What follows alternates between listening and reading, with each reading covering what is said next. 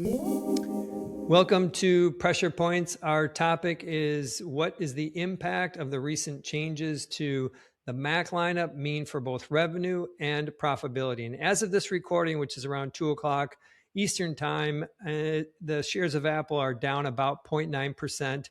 That compares to the NASDAQ at down 0.7%. And if I was going to give this episode of Pressure Points a title, I would title it A Range of Options to Deal with It. A range of options to deal with it. That is a quote from Tim Cook on their earnings call when they reported the recent December quarter, when he was asked a question about how they are going to be navigating the margins. And so we're going to start there with the profitability impact of what was said today and how that parlays through into what the margin profile of Apple is going to look like over the next several quarters. And so from the announcement perspective, they updated the Mac line. That's 8% of revenue, total revenue.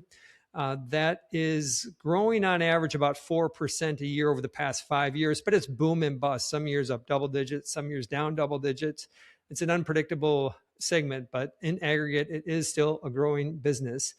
The overall question here obviously centers around what's happening with some of the memory pricing.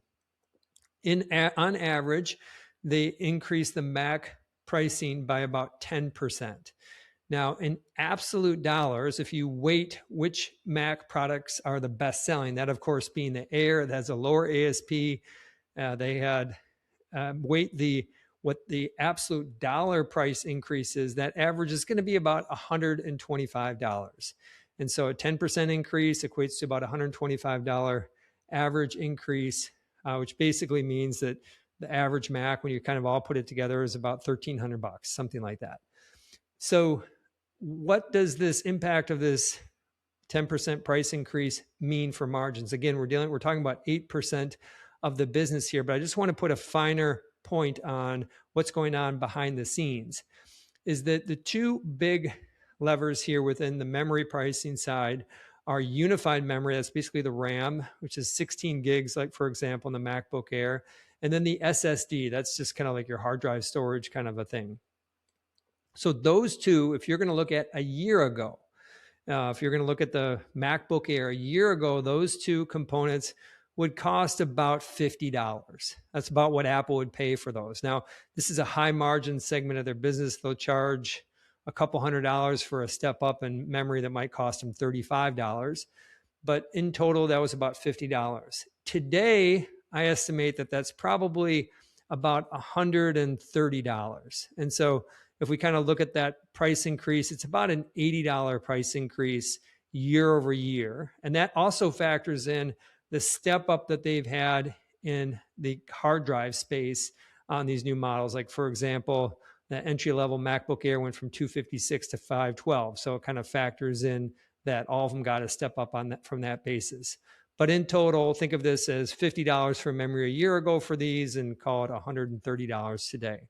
So that's an $80 price increase. And I mentioned earlier is that the average absolute dollar price increase was $125. And so you have basically a delta of $45 of kind of margin, essentially expansion. So if you're going to just look at this in its a silo around what's going on with Mac pricing, my sense is that margins on Mac are going up.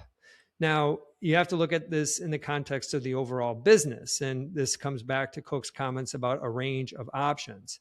As far as the overall business is concerned, there's still 92% of other revenue. Some of that revenue, the 23%-ish on the services, isn't impacted by memory pricing, but some of it is, like on the iPhone, for example. And we just saw yesterday the new iPhone 17e get released. The same pricing as the 16e with more memory. This is about 10% of the business for the whole company in the June quarter is going to be this SKU of iPhone. That did not see a change in pricing. And so you could look at the announcements today around Mac pricing as essentially Apple's trying to navigate to stable margins. And what they are giving up in iPhone, they're making a strategic decision to keep that pricing unchanged at $599 for the entry level 17E. What they're giving up in some margin there, they're making it back 8% with the Mac. It seems to be all in that context of a range of options to deal with it. So I think that's what's going on, is they're making that trade-off. I want to give some context to where estimates are at. In the just reported December quarter, gross margins were 48.2%, 48.2. They guided the March margins, gross margins, to 48 to 49%. And as expected, the street is currently sitting at 48.5%, so right in the middle of it. Now, they did say that there was going to be an impact. A question on the call, which Cook had that answer to about a range of options, was what about beyond the March quarter? And he said, we see a significantly increasing pricing environment, and we'll have a range of options to deal with it. Now, we're seeing some of these options come forward today, but the street interpreted that as margins are going down. And so, as I mentioned, in the March quarter, the estimate is 48.5%, and that drifts down to 47.5, all the way down to 47.2 in the December quarter of this year, if we kind of fast forward to the end of the year.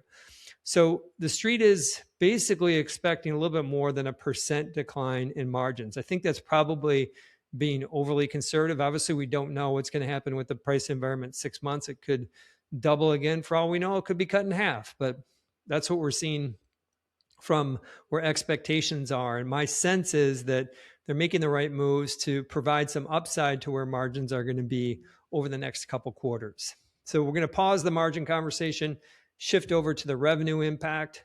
If you assume, this all does assume, that the increase in pricing does not have a negative impact on demand. You can debate that, what a 10% increase in pricing is going to do. It probably is going to have a fractionally negative impact, but in general, I think that the improved specs probably promote a similar type of demand. But 10% on 8% of the business, just the simple math there is that would add about 0.8% of overall revenue. So call it a percent.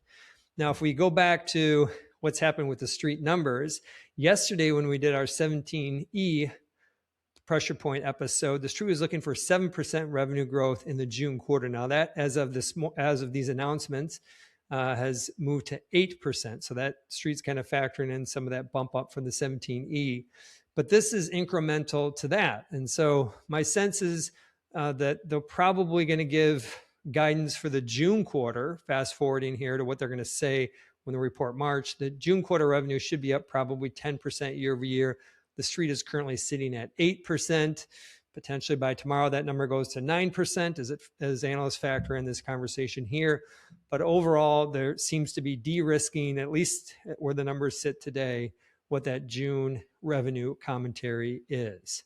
So fun to see kind of the behind the scenes about how Apple is navigating, making strategic decisions about how to price the 17E and kind of offsetting that with some of the Mac pricing. On behalf of Pressure Points, I'm Gene. Bye for now.